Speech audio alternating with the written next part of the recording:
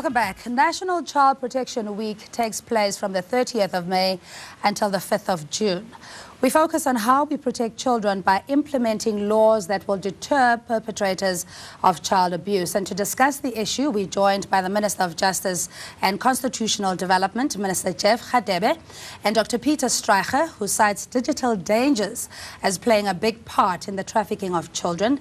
And on the line, we're joined by Germaine Horowitz from Women and Men Against Child Abuse. She's a member of the KwaZulu-Natal Human Trafficking, Prostitution, Pornography and Brothels Task Team. You at home, the line is open on 011-759-6401 or 6402. Minister, thanks so much for your time. Dr. Streicher, welcome as well. Germaine on the line. Germaine, let's just look at the major concerns, especially with NGOs such as your own, in the accessibility of authorities in dealing with the pressing matter of protecting children. What is your view? Yes, well, it is frustrating. And with respect to Minister Radebe, you know, from when it comes to legislation, there isn't enough consultation with civil societies, and we feel that this would benefit the process of setting forward effective laws, because you're dealing with people that have experience at the ground level, and I think the other frustrating part of our work is the lack of budget, the lack of financial support from government departments, especially when it comes to the places of safety that are presently housing victims of trafficking. These are specialized cases of highly traumatized people that can't just be rendered as the same therapy as other victims. They need to go through drug rehabilitation, which is very costly, and they need intensive psychological therapy, and because they show extreme signs of post-traumatic stress. And we just feel that we've seen in our experience with victims, we've had victims in a place of safety where not one embassy member of that respective country, not one government official or government department has come to see them, and they've been in the place of safety for 6 weeks. We've had problems where victims eventually abscond and will go back to the traffickers. Okay. All right, let's get the response from Minister Radebe around accessibility and the needed support. Thanks, Cindy, and all your viewers of Sunrise. Firstly, I want to agree with Germaine that we don't have a comprehensive laws in South Africa that deals with human trafficking, especially against vulnerable children. But however, our constitution lays the basis of the Supreme Court of the land, supreme law of the land, in protecting the rights of our children. That is stated clearly in Section 28. There are various laws in our country that protect the rights of our children against trafficking.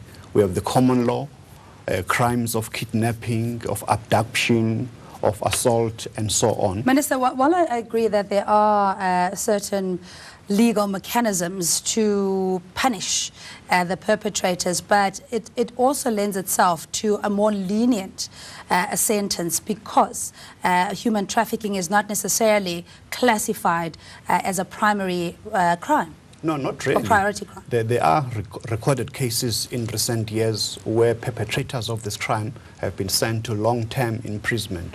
For example, there's a case, State versus Dos Santos. A Mozambican national who has been trafficking in children, has been sentenced to 17 years. There's Amin Andrews in Cape Town that is awaiting, he has already been convicted.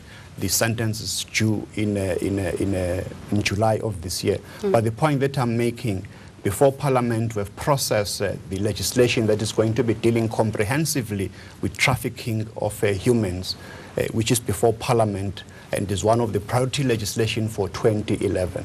Okay. Peter, let's look at the threat that technology poses in enabling perpetrators to really get into these heinous crimes. Certainly.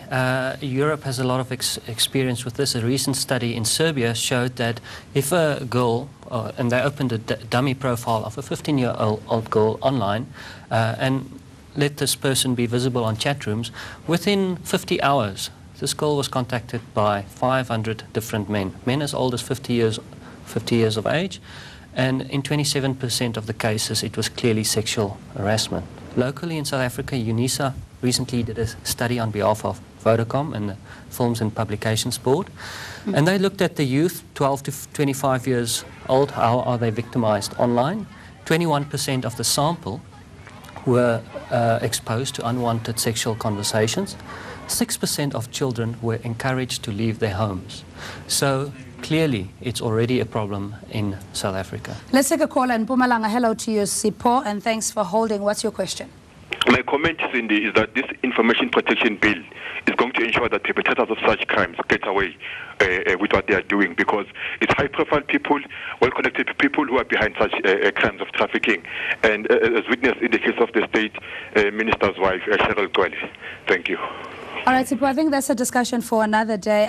Germaine, just the prevalence of child abuse in the country. I mean, there's various statistics depending on which source you draw it from. Can you give us a sense as to how prevalent child abuse is in this country?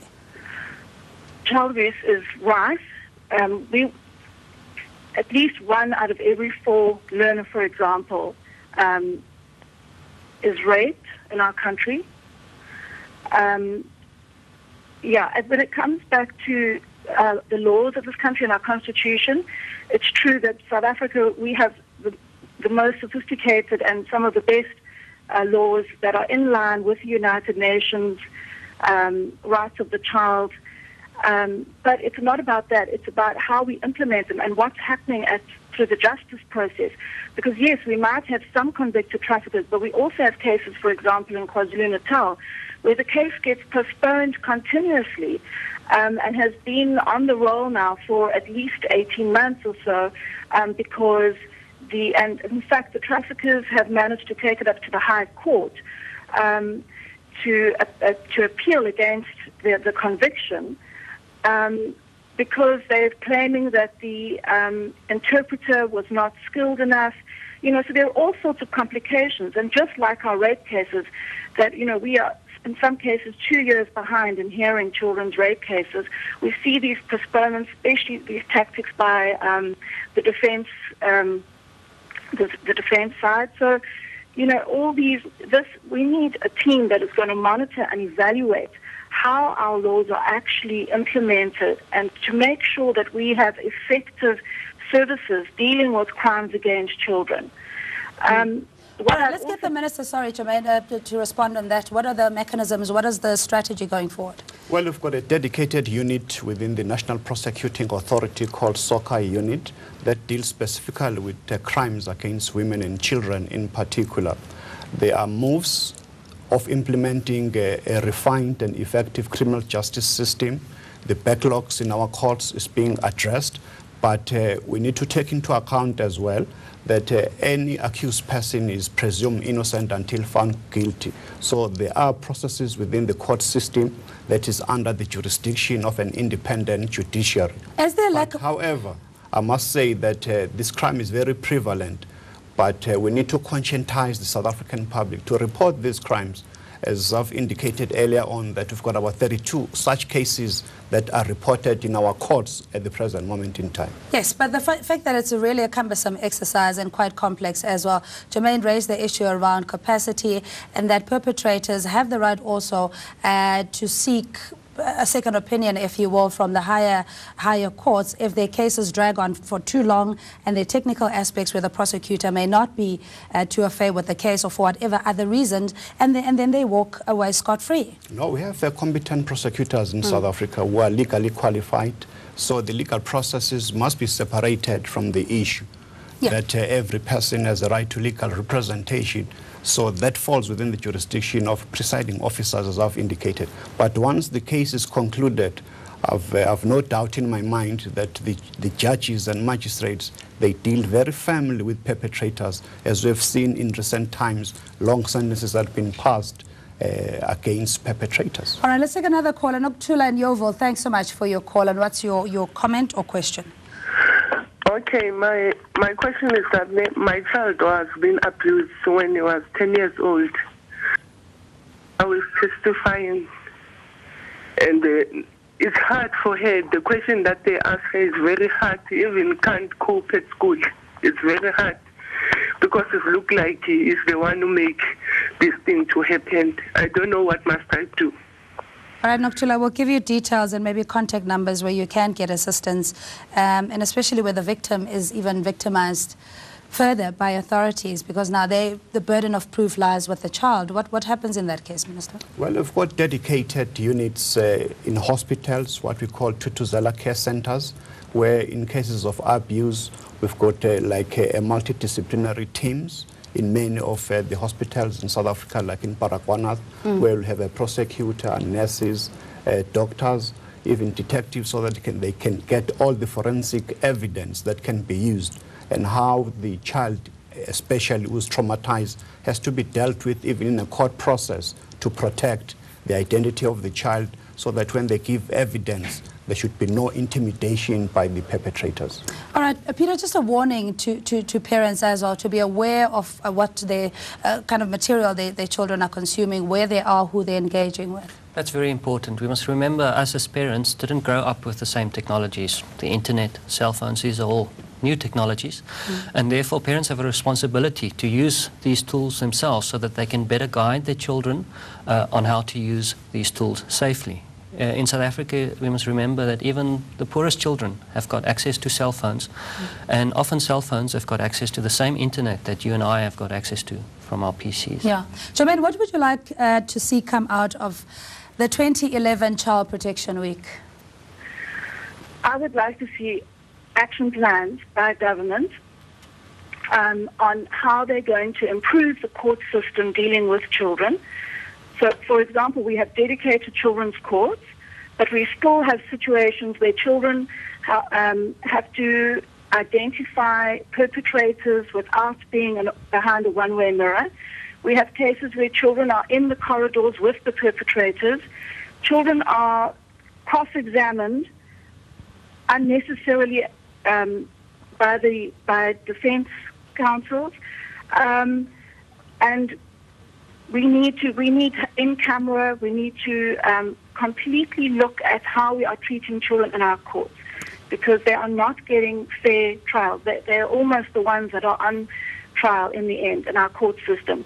But I'd like to come back to something else that Dr. Strichter talked about on the internet. We've just had a case in KwaZulu-Natal where a young Thai woman was picked up. In fact, she's just been placed in a place of safety, and apparently she answered an ad and was on the internet with the person who trafficked her into Durban.